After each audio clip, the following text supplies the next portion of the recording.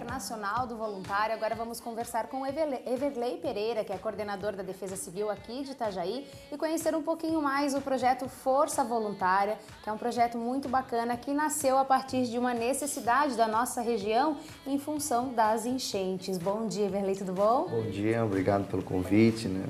Poder conversar com os seus seguidores, né, no seu programa, realmente é um prazer. Que bom, muito obrigada. A gente que agradece a sua disponibilidade. Inclusive hoje a gente ficou com um pouco de medo em função do temporal que teve, mas é bom até já esclarecer que não aconteceu nada, foi só um temporal típico de início de verão, é isso? É verdade, essa é uma grande característica dessa época do ano que a gente vai vivenciar, né, o verão, onde o dia está bonito, de praia, chega no final da tarde, dá um temporal bastante intenso. Então, realmente, hoje foi uma prova disso. O sol já abriu novamente em algumas partes da cidade. Que bacana. É até legal a gente falar já sobre esse assunto, porque a gente até conversava isso no intervalo, que as pessoas de repente começam a postar tantas coisas, né? Já prevendo um desastre e acaba assustando a comunidade desnecessariamente, né, Everley?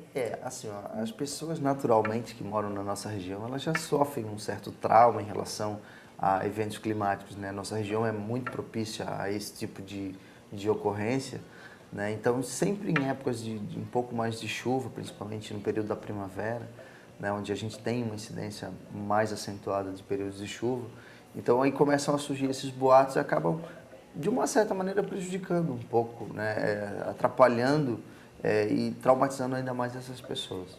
Desnecessariamente, né? Bom, vamos falar da Força Voluntária, então. A Força Voluntária nasceu depois da enchente de 2008, isso? Na verdade, o Instituto IVA, que coordena a Força Voluntária, que criou essa ferramenta, ele já é bem mais antigo, ele é de 98, né? Mas ele trabalhava num segmento um pouco diferente, né? Ele surgiu para incentivar o voluntariado. Né? E aí, a partir da enchente de 2008, então, surgiu essa necessidade de ter pessoas capacitadas. 2008 exigiu dos órgãos governamentais uma mobilização extremamente grande de vários profissionais, de várias áreas. E muitos desses profissionais não existiam no quadro das instituições, né? O caso dos geólogos, né? Era uma profissão extremamente rara, né? E que demandou assim, desse recrutamento. E aí, então, o Instituto IVA lançou uma ferramenta que era capaz de colocar, então, oportunidades já e aptidões necessárias para determinadas funções, e a Defesa Civil então começou a utilizar essa ferramenta como uma forma de cadastro. Agora, o nosso voluntário ele tem uma característica muito diferente dos demais voluntariados, né? Ele é um voluntariado de ocasião, ele não é um voluntariado que segue exatamente todos os dias um trabalho, ou semanalmente ou mensalmente, ele é muito esporádico. E isso demanda, assim, de algumas diferenças, principalmente a questão de que, no momento do desastre, se a pessoa está disponível a prestar aquele auxílio à população ou não. Né? Isso depende muito do tamanho do desastre, se a região onde ele se encontra, ele trabalha, se ela foi atingida por esse desastre, a empresa vai parar para que ele consiga prestar esse trabalho voluntário. Então, o voluntariado do desastre ele tem uma característica totalmente diferente dos demais voluntariados, mas é tão importante quanto, né? Porque naquele momento realmente a gente precisa de pessoas do bem que queiram ajudar o próximo, né, sem nenhum tipo de benefício em troca. E para participar deste voluntariado, é através de um site que faz o cadastro? A Defesa Civil, ela trabalha tanto no portal da Defesa Civil, tem um link do Força Voluntária, né, que ela pode se cadastrar nas oportunidades que lá se encontram, como também nos momentos do desastre, ela pode se apresentar tanto nos abrigos quanto na própria Defesa Civil, dependendo da característica do trabalho que ela queira executar, e aí a gente vai direcionar. É bom dizer que a Defesa Civil, depois da enchente de 2011, ela começou um trabalho de identificação dessas pessoas para que elas conseguissem, então, trabalhar identificadas e cadastradas. Então, todas as pessoas que trabalham para a Defesa Civil durante os desastres, elas recebem um coletinho, que esse colete tem várias cores, de acordo com a atividade que ela vai desenvolver, e com isso, então, a gente consegue fazer com que as pessoas entendam que aquelas pessoas estão em nome da coordenadoria e também elas também se sentem valorizadas, porque já estão identificadas e tudo mais. Com certeza. E é um trabalho que, como você falou, é diferente do voluntariado comum que a gente costuma ver em associações, ou mesmo a pessoa autônoma que quer prestar algum serviço voluntário. É muito diferente, porém, ele acaba sendo mais difícil por essa diferença, justamente porque às vezes uma pessoa que se candidatou lá no site vai enfrentar o desastre na sua própria residência. Justamente. E aí, assim, vocês vão perdendo o número de voluntários disponíveis, né? Então assim, na verdade, esse voluntário, como eu falei, ele é muito dinâmico, né? Tanto a gente consegue angariar pessoas que estão no cadastro, como aquelas que eventualmente aparecem, né? Eu estou aqui, estou disposto, quero ajudar, e aí, o que tu pode fazer, onde é que a gente está precisando de voluntários nesse segmento, né? Então, por isso que a gente é uma coisa bastante dinâmica, bastante diferente do habitual do serviço voluntário de outras instituições. Exato. E justamente por lidar com desastres, e aí vem toda uma parte emocional, não só emocional dessas pessoas que são atingidas, mas muito a perda dos bens materiais, que para muitos é muito difícil enfrentar isso. Esses voluntários recebem um treinamento para lidar com essas situações? Depende do que esse voluntário vai fazer, né? Depende do segmento onde ele vai trabalhar. Geralmente, os voluntários eles são destinados aos locais de abrigamento temporário, né? Os abrigos, igrejas, escolas e tudo mais. Depois, muitos trabalham geralmente nos centros de distribuição, né? E aqueles que têm embarcações, veículos com tração 4x4 ou outra aptidão, esses são cadastrados e encaminhados ao Corpo de Bombeiro para que cuidem então da parte de resgate. Então, se tem esse cuidado de separar os voluntários de acordo com aquela questão aonde ele pode atuar. Né? Então, por exemplo, as pessoas que vão trabalhar nos abrigos, essas têm um maior contato com a população, propriamente dito, dessa população fragilizada.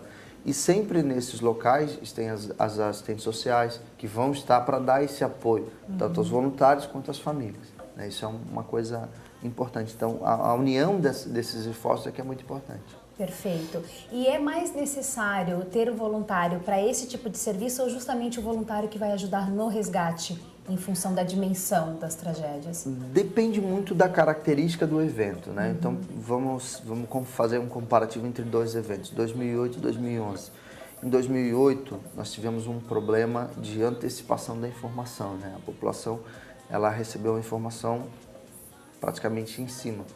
E aí, por isso, demandou do poder público um emprego de embarcações, de botes, de uma maneira mais lenta de resgate da população. Já 2011 e agora novamente 2013, com essa condição desse alerta que a gente sofreu, a gente trabalha com uma informação um pouco mais antecipada e por isso a gente faz um resgate um pouco mais tranquilo, que a gente retira essas pessoas de ônibus.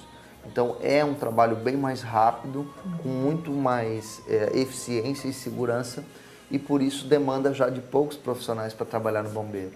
Então depende muito da característica. Nós temos, por exemplo, eventos de escorregamento, já são eventos diferentes, precisam de pessoas, profissionais mais capacitados. Né? Então depende muito do que vai se enfrentar, né? De que tipo de desastre a gente está falando. Perfeito.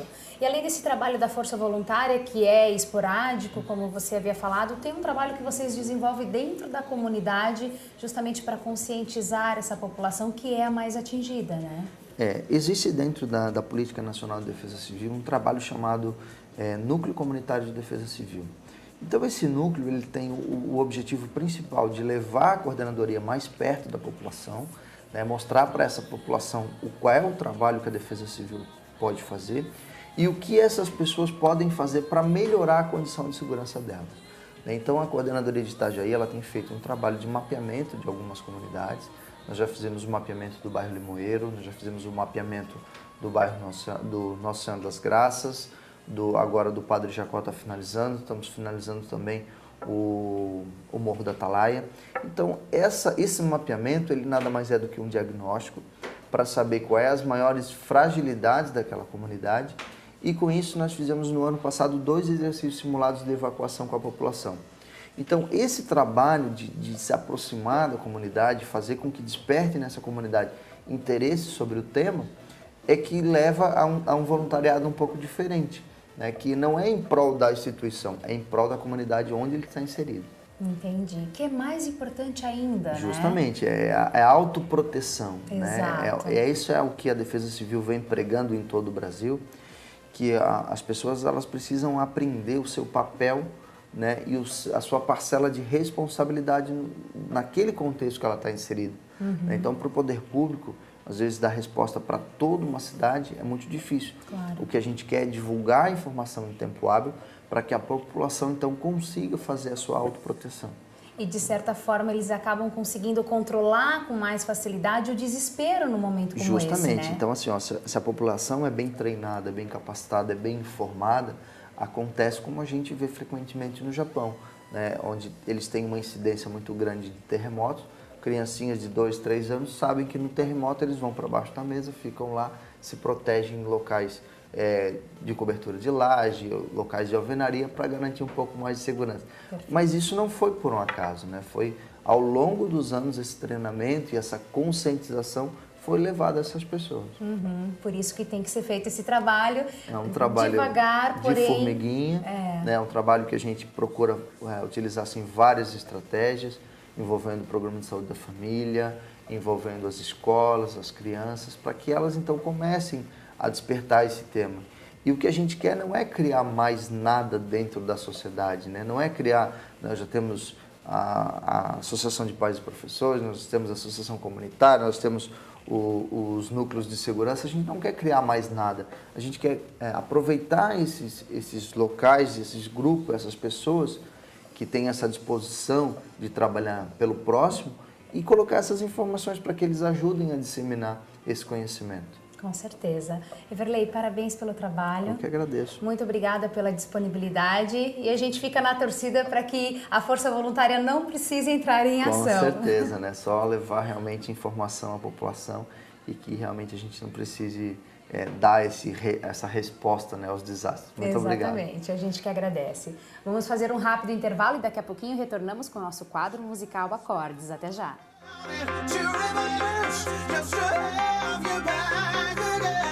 There's no getting over, there's no getting over, just know I can't take over you.